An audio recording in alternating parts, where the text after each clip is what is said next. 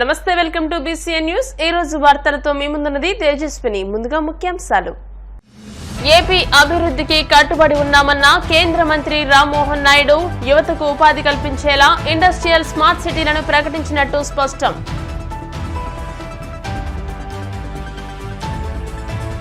వేడుకగా కాణిపాకం వరసిద్ధి వినాయక స్వామి బ్రహ్మోత్సవాలు పండుగ వాతావరణంలో నిర్వహించాలని కోరిన చిత్తూరు కలెక్టర్ సుమిత్ కుమార్.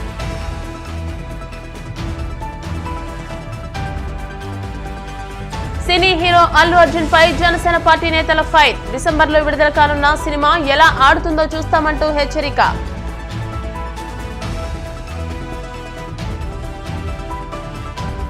భర్తకు మరో యువతితో వివాహం చేసిన భార్య, కుటుంబ సమేతంగా హాజరైన బంధుమిత్రులు. ఏపీ అభివృద్ధికి కేంద్రం కట్టుబడి ఉందని కేంద్ర మంత్రి కింజారపు రామ్మోహన్ నాయుడు స్పష్టం చేశారు. రాష్ట్రానికి వివిధ రకాల పరిశ్రమలు వచ్చేందుకు కేంద్రం సాయం చేస్తోందని తెలియజేశారు. ఇందులో భాగంగానే ఓర్వకల్లు, కొప్పర్తికి ఇండస్ట్రియల్ స్మార్ట్ సిటీలను ప్రకటించినట్టు రామ్మోహన్ నాయుడు మీడియాకు వెల్లడించారు. రాయలసీమ వంటి వెనుకబడిన ప్రాంతాల్లో ఉద్యోగాల కల్పన చాలా ముఖ్యమైన విషయమన్నారు. అందుకే రాష్ట్ర సహకారంతో కేంద్రం ఇక్కడ పారిశ్రామిక హబ్ ఏర్పాటుకు శ్రీకారం చుడుతోందన్నారు. బెంగళూరు, చెన్నై, హైదరాబాద్ లకు రాయలసీమ దగ్గరగా ఉంటుందన్నారు. గత 5 ఏళ్లలో రాష్ట్రం అన్ని రంగాల్లోనూ వెనుకబడిన నేపథ్యంలో రాష్ట్రం మళ్లీ అభివృద్ధి పదంలో పయనించాలంటే చంద్రబాబు నాయకత్వం చాలా అవసరమని అన్నారు. పోలవరం ప్రాజెక్టుకి సంబంధించినటువంటి 12,000 కోట్ల రూపాయలు కూడా ఈరోజు అప్రూవల్ చేసుకొని అది కూడా శ్రీకారం చుట్టడం జరిగింది. సో ఈ 2 కార్యక్రమాలు ఆంధ్రప్రదేశ్ రాష్ట్రానికి చాలా ముఖ్యమైనటువంటివి. గతంలో కూడా చంద్రబాబు నాయుడు గారు పోలవరం ప్రాజెక్టును పూర్తి చేయాలన్న ఆలోచనతో ఎంతో కృషి చేసి 2014 నుంచి 19 వరకు ప్రాజెక్ట్ ని సుమారు 74% వరకు పూర్తి చేస్తే జగన్మోహన్ రెడ్డి ప్రభుత్వం వచ్చిన తర్వాత ఆయన తీసుకున్నటువంటి తప్పుడు నిర్ణయాల వల్ల ఈరోజు ప్రాజెక్టు కూడా పూర్తిగా వెనక్కి వెళ్లేటటువంటి పరిస్థితి ఏర్పడింది. మళ్ళీ దాని తాలూకా ప్రత్యేకత తెలుసుకొని మరి కేంద్ర ప్రభుత్వం, రాష్ట్ర ప్రజల్ని దృష్టిలో పెట్టుకొని అది ఒక కేంద్ర ప్రభుత్వం ప్రాజెక్టు కాబట్టి దాని మీద కూడా సానుకూలంగా స్పందించి ఇమీడియట్ గా దానికి కూడా ఈ రోజు కేబినెట్ ద్వారా అప్రూవల్ చేసి 12,000 కోట్ల రూపాయలు శాంక్షన్ చేయడం జరుగుతుంది. వీలైనంత త్వరగా చంద్రబాబు నాయుడు గారి తాలూకా ఆలోచన ఏంటంటే నవంబర్ కల్లా మనం పనులు అక్కడ తిరిగి స్టార్ట్ చేయాలి. సీజన్ మనకి మళ్ళీ వర్షాకాలం వచ్చే ముందే చాలా వరకు కూడా అక్కడ ఉన్నటువంటి కన్స్ట్రక్షన్ మనం స్టార్ట్ చేసి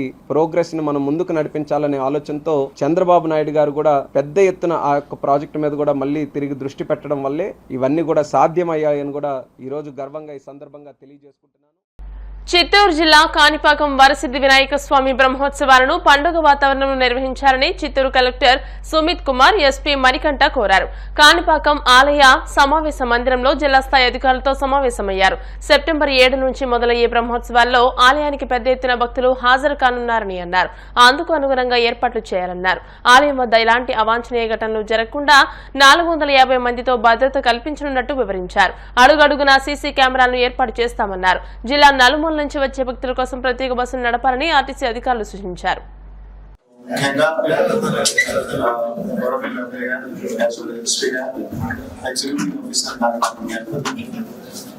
వివిధ డిపార్ట్మెంట్స్ చర్చ చేయడం జరిగింది. ఈ చర్చలో భక్తుల కోసం ఏమేమి చేయాలి, ఏమేమి ఇష్యూస్ మనకి వస్తాయి, సేఫ్టీ నుంచి శానిటేషన్ సంబంధించి drinking water, parking, electricity, current, fire, medical రకరకాల డిపార్ట్మెంట్స్ అందరూ చర్చ చేయడం జరిగింది. సో ముఖ్యంగా అందరు డిపార్ట్మెంట్స్ డ్యూటీస్ కూడా అన్ని ఆర్పర్స్ కంప్లీట్ చేసేసి మనం రెడీగానే ఉంటాము. అండ్ 5 రోజులు చాలా టైం కోసం ముఖ్యంగా 5 రోజులు కూడా ఒక 70,000 నుంచి 1,00,000 వరకు భక్తులు రావచ్చు. సో స్పెషల్ అరేంజ్మెంట్స్ కూడా ఏర్పాటు చేస్తాము. సో అందరికి ఏమేమి ఫెసిలిటీస్ ఉండాలి, అలా అలాగే మనం అసిస్టెన్స్ ఏం చేయాలి, సో అన్ని సందర్భంగా చర్చ చేసుకుని ఆఫీసర్స్ వైజ్ ప్రొసీడింగ్ కూడా జరుగుతుంది. కంట్రోల్ రూమ్, కమాండ్ రూమ్ కూడా ఏర్పాటు చేస్తున్నాము. చేసేసి సక్సెస్ఫుల్ గా ప్రత్యేక టైమింగ్స్ ఏమన్నా సార్? ఇప్పుడు ఈరోజు చర్చ చేయడం జరిగింది. కలెక్టర్స్ కూడా అసోసియేషన్ చేయడం జరిగింది. దట్ ఏపీ టైమింగ్స్ మనం ఆర్డర్ చేసేసి ఆ భక్తుల కోసం ఎక్కువగా వాళ్ళకి ప్రిఫరెన్స్ ఇవ్వాలి, వాళ్ళ కోసం ఎక్కువగా మనం టైమింగ్ ఇవ్వాలి, వాళ్ళకి టైమింగ్ చేసేస్తే దర్శనం కూడా తగ్గుతుంది. సో జనరల్గా డిస్కషన్ జరుగుతాయి.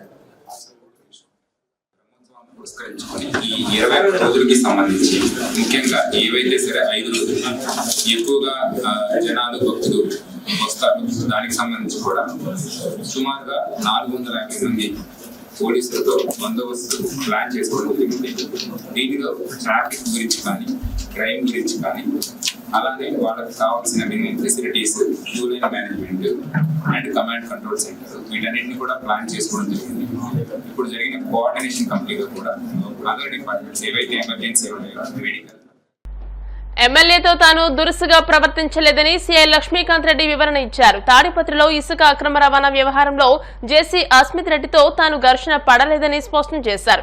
ఎస్సీ ఎస్టీ కేసు తన పరిధి కాదని, డీఎస్పీ విచారణ చేస్తానని మాత్రమే ఎమ్మెల్యేతో చెప్పానని అన్నారు. లా అండ్ ఆర్డర్ సమస్య వస్తుందనే ఎమ్మెల్యేకి క్షమాపణ చెప్పానని వివరించారు.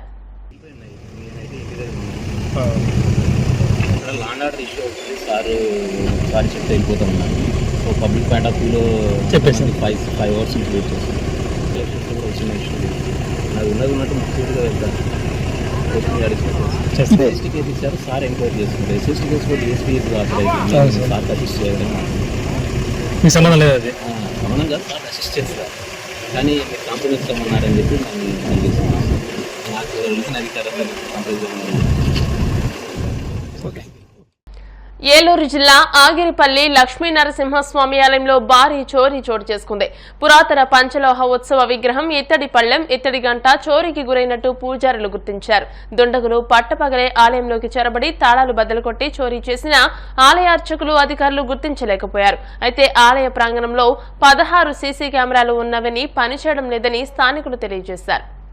దివ్యాంగుల సంక్షేమమే ధ్యేయంగా దివ్యాంగుల హక్కుల పోరాట సంఘం పనిచేస్తోందని, వారి అభ్యున్నతికి రాజీలేని పోరాటం కొనసాగిస్తోందని సంక్షేమ సంఘం ఎంఆర్పీఎస్ ప్రతినిధులు చెనసుబ్బయ్య యాదవ్, మాతయ్యలు తెలిపారు. సంఘం 17వ ఆవిర్భావ దినోత్సవాన్ని కడపలో ఘనంగా నిర్వహించారు. ఈ సందర్భంగా మహావీర్ సర్కిల్లో రాష్ట్ర అధ్యక్షులు అన్నం చెనసుబ్బయ్య యాదవ్, జిల్లా అధ్యక్షులు మాతయ్య ఆధ్వర్యంలో జెండా ఆవిష్కరించి పేదలకు అన్నదానం నిర్వహించారు. ఈ సందర్భంగా నాయకులు మాట్లాడుతూ, గత వైసీపీ ప్రభుత్వంలో దివ్యాంగుల పెన్షన్ 3000 అందిస్తుండగా ప్రస్తుత కూటమి ప్రభుత్వం 6000 రూపాయలు అందిస్తున్నట్టు తెలియజేశారు.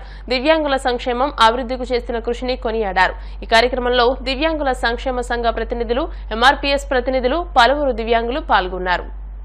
సర్కిల్ నందు వికలాంగుల హక్కుల పోరాట సమితి 17 సంవత్సరాల ఆవిర్భావ దినోత్సవాన్ని వికలాంగుల హక్కుల పోరాట సమితి రాష్ట్ర అధ్యక్షులు అన్నం చిన్నసుబ్బయ్య గారి ఆధ్వర్యంలో మరియు జిల్లా అధ్యక్షుడు మాతయ్య గారి ఆధ్వర్యంలో జెండా ఆవిష్కరించి ఘనంగా పేదలకు అల్పాహారం పెట్టి ఘనంగా జరుపుకోవడం జరుగుతూ ఉంది.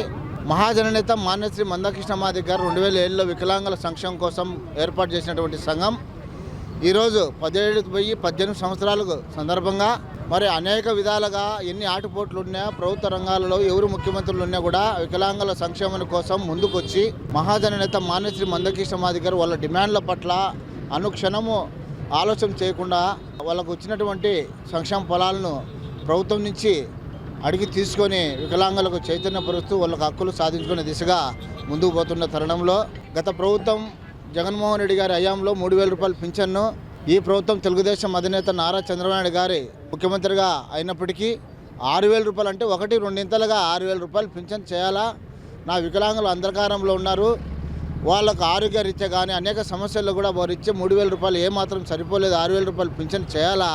6000 నుంచి డయాబెసిస్ వచ్చినా కూడా వాళ్ళకి మంచాన్ని పరిమితమైనా కూడా 6000 నుంచి 10-15,000 రూపాయలు పింఛన్ విడతల వారిగా చేయాలని చెప్పేసి ఉద్దేశంతో వికలాంగుల సంక్షేమం కోసం అహర్నిమిషాలు కష్టపడుతున్నటువంటి మాన్యశ్రీ మందకృష్ణమాది గారు వీళ్ళ భవిష్యత్తు కోసం నిరంతరం పోరాటం చేస్తూ వాళ్ళకు రావాల్సినటువంటి హక్కులను కూడా సాధించి పెట్టే దిశగా ఎంఆర్పీస్ కూడా తోడు ఉంటుంది. కాబట్టి నిజంగా వికలాంగులకు అన్ని విధాలుగా అండగా నిలబడతామని చెప్పి తెలియజేస్తూ, మాన్యశ్రీ మందకృష్ణమాది గారు 2007లో మాకు వికలాంగుల హక్కుల పోరాటం స్థాపించి అనేక ఉద్యమాలు, అనేక రకాలుగా మా హక్కులను సాధించుకునే దానికి అప్పుడు గతంలో 200 పింఛన్ ఉండేది. దాదాపుగా అంచెలంచెలుగా ఉద్యమాల ద్వారా 6000 పింఛను ఈరోజు తీసుకుంటామంటే అది ఓన్లీ మాన్యశ్రీ మందకృష్ణమాది గారు ఉద్యమాలని కూడా మేము తెలియజేస్తూ ఉన్నాం. మానసిక వికలాంగులకు ఉన్న మంచానికి పరిస్థితి ఉన్న వాళ్ళకు 10,000, అలాగే తలసేమియా ఉండే వాళ్ళకు 15,000 ఇట్లా 3 దశల వరగా పింఛన్ పెంచిన మానశ్రీ మందకృష్ణ మాదిగ ఏదైతే అడిగారో వికలాంగుల కోసం ఈ రోజున మాకు పెంచిన ఘనత చంద్రబాబు నాయుడు కూడా ప్రత్యేకంగా ధన్యవాదాలు తెలుపుతా ఉన్నాం. ఇప్పుడు ప్రకటనలు.